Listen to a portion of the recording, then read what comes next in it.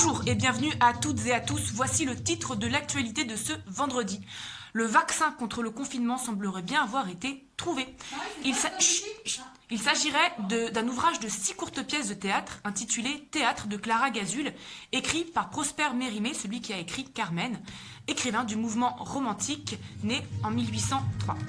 Ces pièces comiques et impertinentes se révèlent être à l'image de cet auteur, historien et architecte à l'esprit vorace et insolent.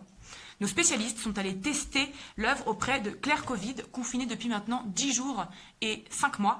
Reportage de Guy Colera et de Madeleine Lapeste. Merde.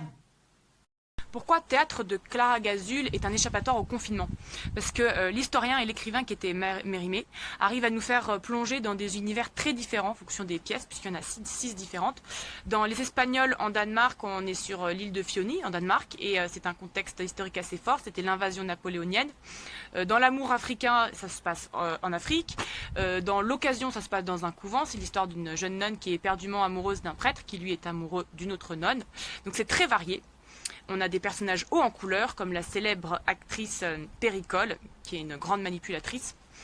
Voilà. Et Mérimée a une écriture qu'on qualifie d'esthétique de peu, c'est-à-dire qu'il ne va pas forcément rentrer dans les détails, c'est assez simple, efficace. Victor Hugo lui reprochait son manque de relief. Moi, je trouve ça très facile et très agréable à lire, et j'aimerais beaucoup le voir jouer au théâtre. Donc, pour les metteurs en scène qui n'ont pas d'idée, pensez à Mérimée. C'est la fin de cette émission, merci d'avoir été avec nous. Tout de suite, votre reportage Zouglouloulou, et je vous dis à demain. À table! Putain, Elodie, mais t'as fait plein de bruit pendant des temps.